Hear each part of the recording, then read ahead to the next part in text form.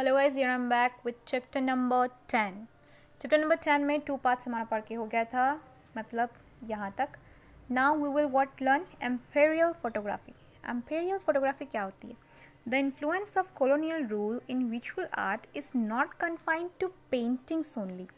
जो colonial influence था वो सिर्फ और सिर्फ पेंटिंग में सीमित रहकर नहीं रहा। This reflected to photography as well as by 1850 the photographers also traveled the whole country of photographed the landscape, war, paintings and buildings. In photography also we can find that the European photographers photographed about the ruining glory of the Indian civilization and the growing power and the glory of the British. इन लोगों ने ना ही सिर्फ landscape और portraits बनाए बल्कि बहुत सारे और इंडियन सिविलाइजेशन की चित्रकारी की थी। जैसे जैसे पावर और ब्रिटिश की जो पकड़ है इंडिया पे बनते जा रही थी, वैसे वैसे इनकी जो फोटोग्राफर्स की ये जो काम था ये बहुत ज़्यादा एक्सपांड होते जा रहा था, क्योंकि यहाँ पे आना जाना उनके लिए सस्ता था और यहाँ पर इतने सारे कीमती चीज़ें थी जो उन्हें अपने ओर आकर्षित करती थी, जैसे हमारी इंडिया की तरफ आकर्षित करती थी। As the main aim was to show the British authority in India, just like the paintings figure 10A shows the power of the British and their influence in suppressing the revolt. जैसे आपको 11th A में एक building की painting नज़र आ रही है, ये लोग क्या चाहते थे? ये लोग दिखाना चाहते थे कि हम कितने पावरफुल है, हमने कितना सारा पावर इंडिया में कितना कुछ कंकर्ड कर लिया है, अपने अंदर कंट्रोल में ला लिया है। तो ब्रिटिशर्स ये शो करने के लिए बड़ी बड़ी बिल्डिंग्स बनवाते थे और इन्हीं के स्कल्पचर्स और पेंटिंग्स को ये ले जाकर अपने देश में दिखाते थे, जिन्हें उन्हें सारे सबको लगता था कि नहीं ये बहुत पावरफुल है। When the Britishers came to India, they brought with them new styles of architecture. जब ब्रिटिश इंडिया आए तो उन्होंने अपने साथ एक नई कल्चर्स की, आर्किटेक्ट की, बिल्डिंग्स की नई बनाने की, क्या बोलते हैं उसको, चित्रकारी लेकर आए या बोल सकते हैं आर्किटेक्ट लेकर आए। और यहाँ पर उन्होंने बहुत सारी नई चीज़ें बनाई भी हैं, ठीक है, जो गैथियोटिक स्टाइल में होता है। गैथियोटिक स्टाइल वही उनका अपना जो स्टाइल है जिसमें उन्होंने राउंडेड पिलर्स और आर्चीज़ बनाते हैं, जो क्लासिकल स्टाइल है जो ग्रीस और रोमेन में बहुत फेमस है। This art of British was to portray the cultural activities, power and glory of the British. It was not only the visual art of the British that was popular, but Indian art also holds a special place in this spread.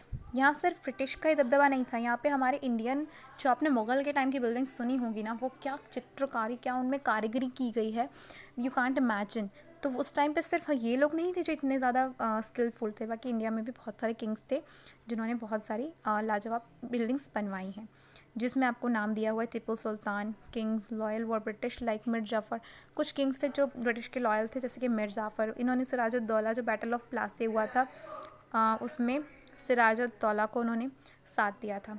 What happen to the Indian artist in the courts and local artisans, how they did react, कैसे उन्होंने react किया, ठीक है। यहाँ पे आपको let's try 3 provide हो जाएंगी।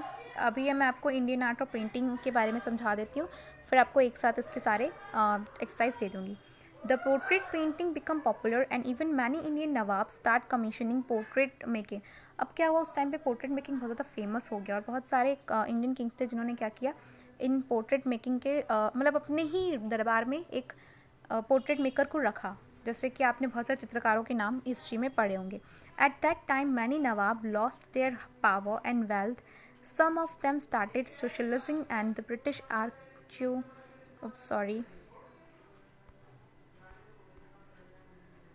एक मिनट, हाँ students, just 1 second, here your chapter.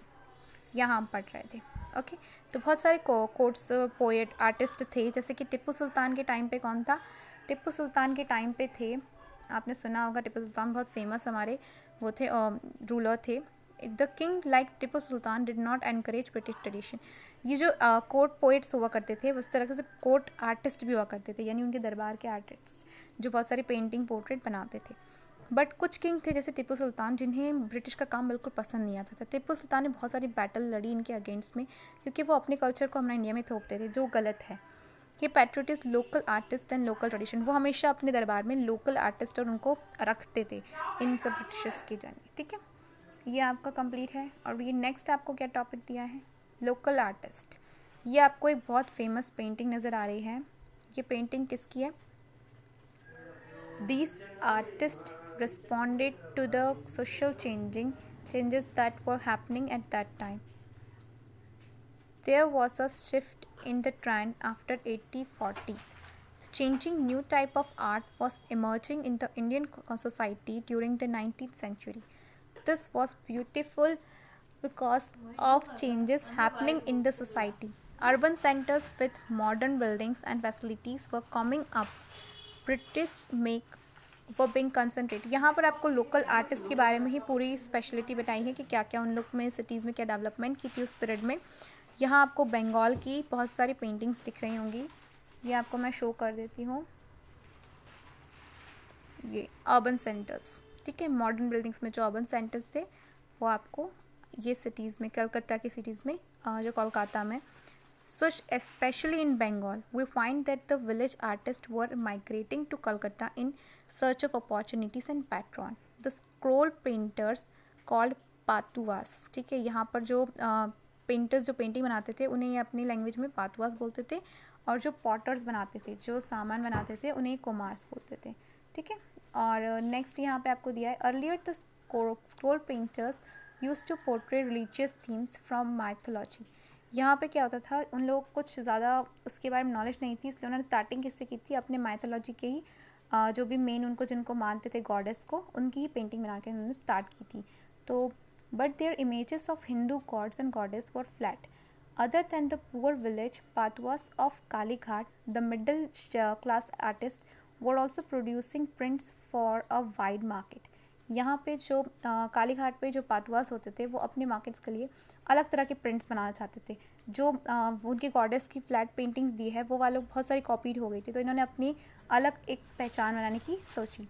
This artist were trained in British techniques of life study, oil painting and print making. तो उसके अलावा जो फ्लैट पेंटिंग थी उसके अलावा इन्होंने कौन सी स्किल सीखी, ऑयल पेंटिंग और प्रिंट मेकिंग, जो कपड़ों पे प्रिंट बनती थी। फिर यहाँ पे नेक्स्ट है, these artists were trained in British techniques. Printing press begins to print lifelike images, eminent personalities of mythological pictures.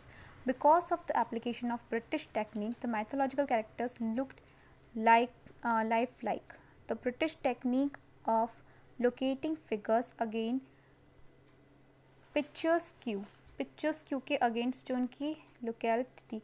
ये सब आपको ये जो पेंटिंग है समझ में आ रहा है, मैं इसको डिटेल में नहीं बताती।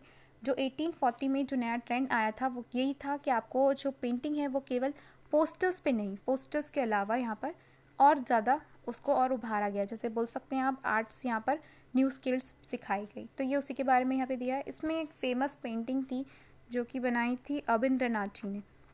अबिंद्रनाथ जी ने एक फेमस पोर्ट्रेट बनाई थी, वो इसलिए फेमस हुई थी क्योंकि वो फर्स्ट पेंटिंग थी इनकी गॉडेस की, ठीक है। वो आपको क्वेश्चन आ सकता है। उसके अलावा यहाँ पर आपको मेन कुछ और है नहीं। यहाँ पे आपकी आ गई लेट्स ट्राई 4 एक्सरसाइज, वो ये है वो पेंटिंग। ये पेंटिंग मैं आपको हाईलाइट कर देती हूँ। ये पेंटिंग आपको हमेशा याद रखनी है।